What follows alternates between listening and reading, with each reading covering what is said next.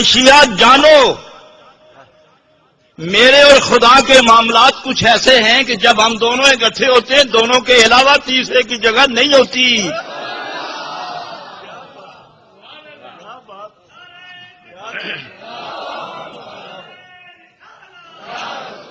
تیسرے کی گنجائش نہیں ہے, تیسرے کی گنجائش نہیں ہے.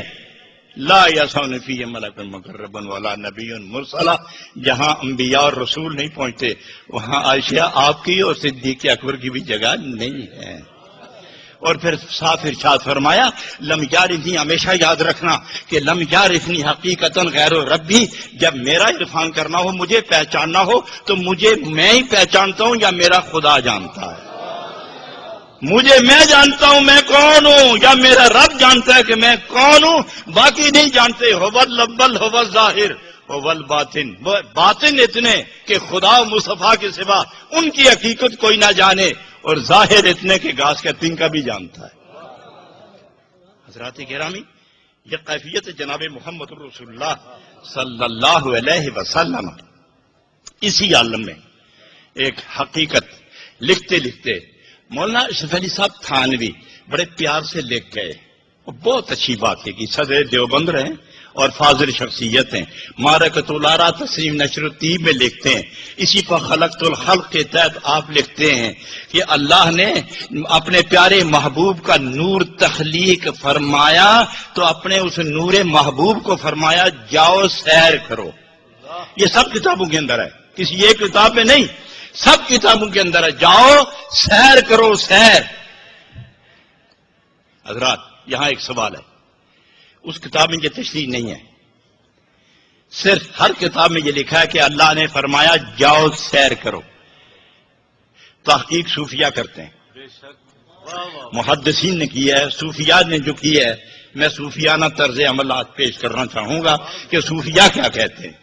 اس لفظ سیر میں آپ نے صوفیہ فرماتے ہیں کہ یہاں سیر 3 مقام پر ہوتا ہے. السیر اللہ, السیر فی اللہ, السیر من اللہ.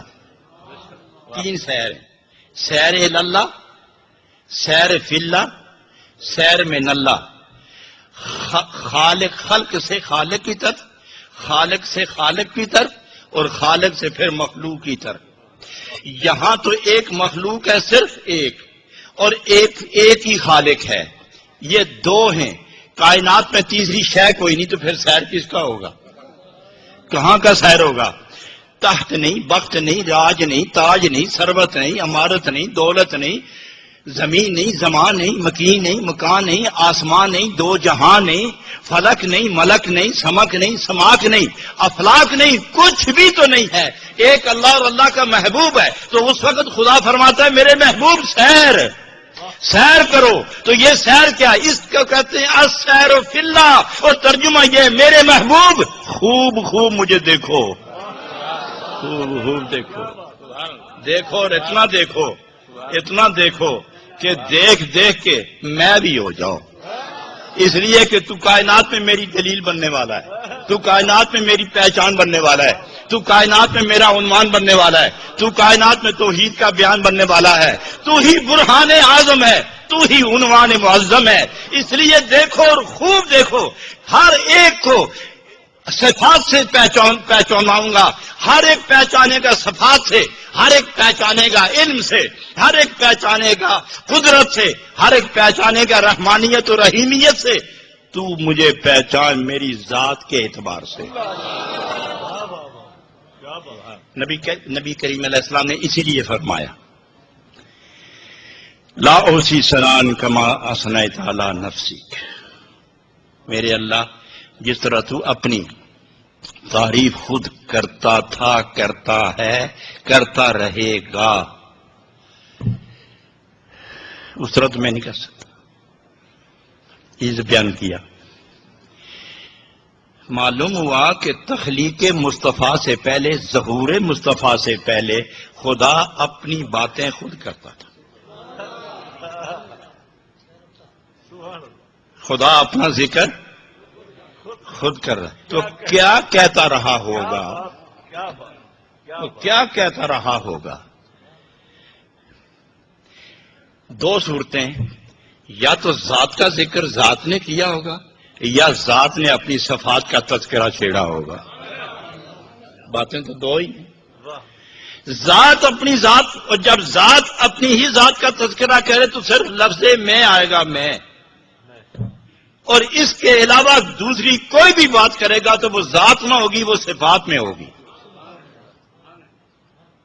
پردائے صفات میں جتنی باتیں ہوئی ہیں گویا صفات رب کی طرف متوجہ رہی اور رب صفات کی طرف متوجہ رہا. تو جب فرمایا کہ میرے محبوب میں اپنی صفات سے اپنی ذات کو دیکھتا رہا ہوں، صفات کے ذریعے اپنی ذات کو دیکھتا رہا ہوں، اب تجھے بنا کے ساری صفات کا تجھے مرکز بنا کر اب میں تجھے دیکھوں گا، تو مجھے دیکھتا چلا جائے. اب میں علم اپنے اندر دیکھوں، اب میں رحیمیت اپنے اندر دیکھوں، اب میں قدرت اپنے اندر دیکھوں، اب میں جلالت اپنے اندر دیکھوں، اپنا جلال اپنے اندر دیکھوں، اپنا جمال اپنے اندر دیکھوں، اپنا کمال اپنے اندر دیکھوں، اپنی قدرت اپنے اندر دیکھوں. میں نے سب کچھ تجھے بنا کے سب کچھ تیرے اندر رکھا کہ میں اپنا قدرت دیکھنا چاہوں تو تمہیں دیکھوں گا، اپنا جمال دیکھوں گا تو پھر تمہیں دیکھوں گا، اپنا جمال دیکھنا چاہوں تو پھر تمہیں دیکھوں گا.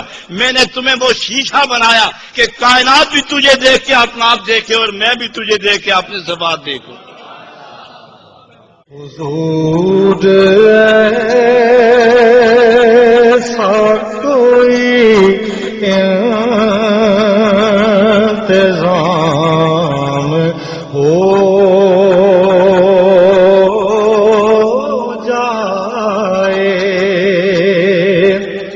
سلام کے لیے حاضر